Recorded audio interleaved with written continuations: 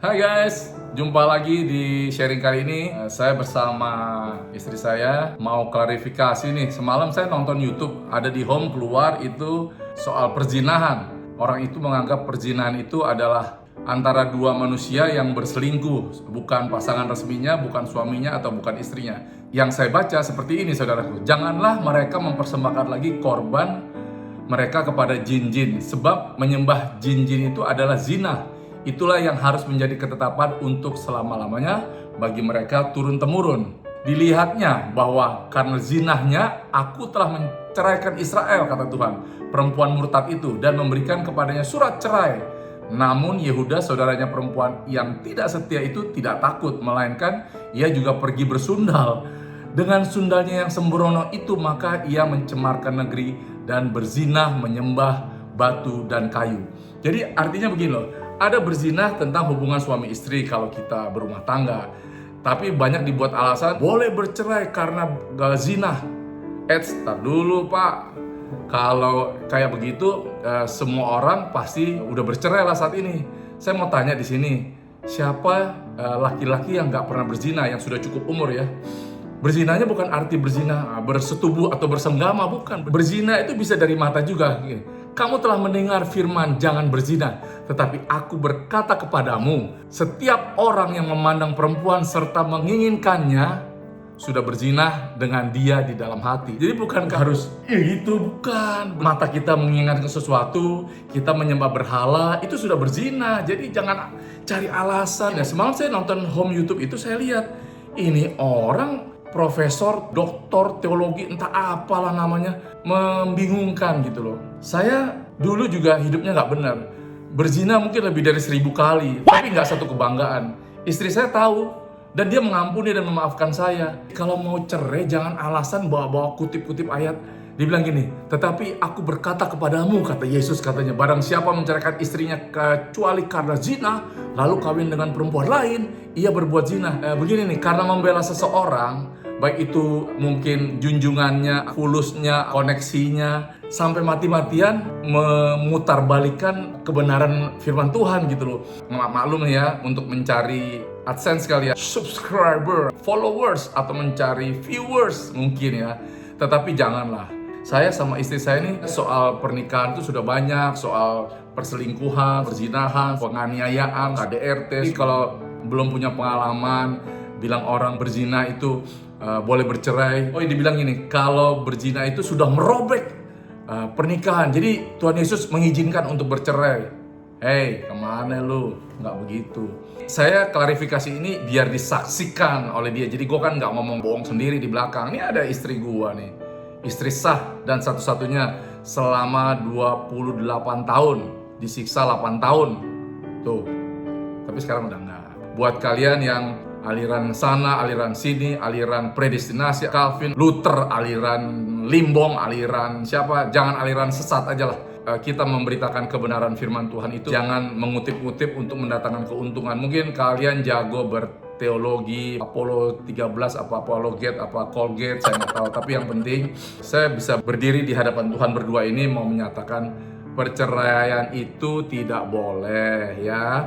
Kalau sudah menikah, bercerai karena kesalahan siapapun, harus nanti rujuk lagi. Kalau sudah punya istri lagi, ceraikan, tinggalkan istrinya, anaknya dikasih makan. Ini saya mau cerai lebih dari 1000 kali. Tapi istri saya orang yang setia, saya nggak setia. Semua nggak adalah bapak-bapak yang setia. Laki-laki itu jarang setia. Jangan terlalu picik bilang selingkuh itu karena zina itu artinya cuma hubungan badan atau persetubuhan antara laki-laki dan perempuan. Perzinahan itu bisa kita melacurkan diri dengan menyembah berhala, molok-molok lah, dewa Asitoret lah, jin-jin, batu-batu, kayu-kayu disembah. Inisialnya ada M lah, E lah, ES lah, siapalah, es cendol lah. Ini pendeta yang karismatik. Si pejabat itu bercerai yang cari alasan sama bini mudanya, jangan bilang nanti masuk neraka. Emang lu Tuhan apa? Yang mau saya klarifikasi dulu kan, pasti kita mau bercerai. Memang iya dulu, lebih dari 100 kali. Tetapi kenapa kita nggak bercerai?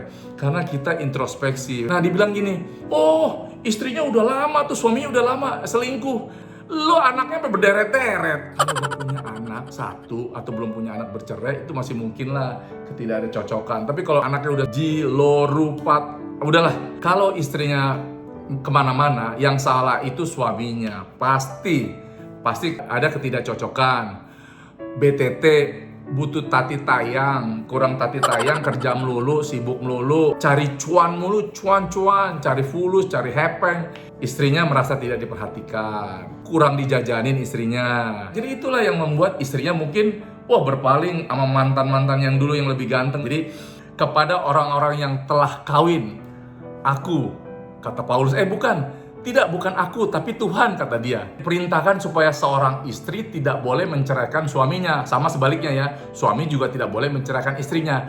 Dan jikalau ia bercerai, ia harus tetap hidup tanpa suami atau tanpa istri, berdamai dengan suaminya. Dan seorang suami tidak boleh menceraikan istrinya. 1 Korintus 7:10. Itu bukan kata si Paul ya, kata Yesus. Jangan terlalu banyak alasan cuy. Boleh nggak bercerai gara-gara berzina?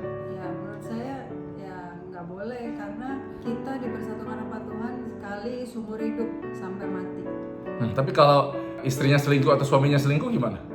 Lo kan gua selingkuhin mulu dulu, kalau nggak ceraiin gua? Didoakan terus satu sama lain saling koreksi diri. Kalau saya pribadi saya nggak tahu ya, karena saya kan nggak pernah berpaling. Asik. Tapi karena memang sifat dan karakternya, niatnya, tujuannya itu berkeluarga itu untuk seumur hidup. Tapi kalau dengan alasan macam-macam lah, sudah lama nih ditahan-tahan. Bodoh kita aja lama ditahan-tahan, tapi meledaknya sesudah beranak pinak. Jadi kalau memang tahu suaminya nggak benar, istrinya nggak benar, ditegur, dikasih tahu, baru didiskusikan bagaimana caranya.